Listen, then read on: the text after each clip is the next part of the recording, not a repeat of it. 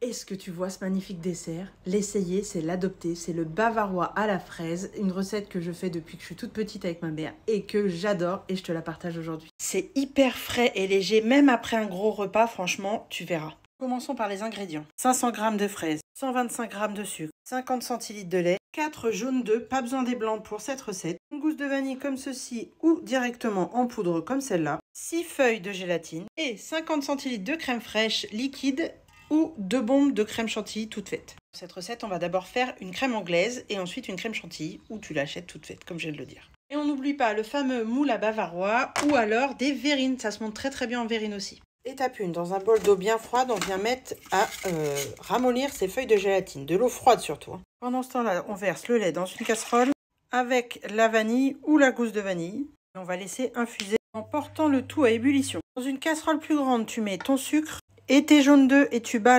bien le tout jusqu'à ce que ça devienne mousseux. Et que ça blanchisse, tu vois là c'est bien jaune. Et maintenant c'est beaucoup plus blanc et pas du tout la même texture. C'est très important. On surveille bien son lait et on peut commencer à couper les fraises en morceaux. Une fois que le lait est à ébullition, tu viens le verser dans la première casserole et on va mélanger le tout. On le replace à feu moyen et on mélange jusqu'à ce que le mélange épaississe comme il est en train de faire là. Ensuite, on la transvase dans un saladier. Tu essores et tu égouttes ta gélatine et tu la mets dedans et tu fouettes. Elle va se dissoudre et tu fouettes bien 1 minute. Maintenant, il va bien falloir laisser refroidir le tout avant de mettre la crème chantilly. Je trouve que c'est la partie la plus longue. Pour gagner un peu de temps, je mets mon saladier dans un fond d'eau froide pour essayer de refroidir le contenu. Si tu as d'autres astuces, n'hésite pas à les mettre en commentaire. Une fois que c'est bien refroidi, si tu as pris de la crème liquide, c'est maintenant que tu montes ta crème chantilly. Et comme moi, tu fais plus simple, tu prends ta bombe et tu la mets dans ta crème anglaise et tu viens mélanger délicatement. Au début, un peu moins délicatement et ainsi de suite. Et au fur et à mesure, tu vas voir que ta texture change. Au fur et à mesure, tu as vu le saladier se remplit. Regarde, une fois que tu as mis ta crème chantilly, la texture, c'est plus du tout la même. Maintenant, on monte le bavarois ou les verrines et tu vas les monter de la même façon de toute façon. Astuce pour bien démouler ton bavarois, passe le moule sous l'eau froide, tu le moules bien.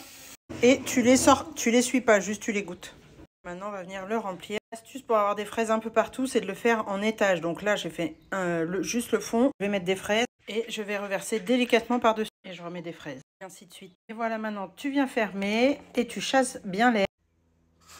Et ça part au frigo au moins 3 heures. Quand vient l'heure du démoulage, tu vas le passer un tout petit peu sous l'eau chaude. Tu poses ton plat, tu retournes.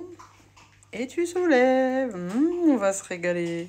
Et voilà une part du bavarois. Bon, par contre, il s'est un peu barré en morceaux. Franchement, je te conseille d'essayer. C'est pépite.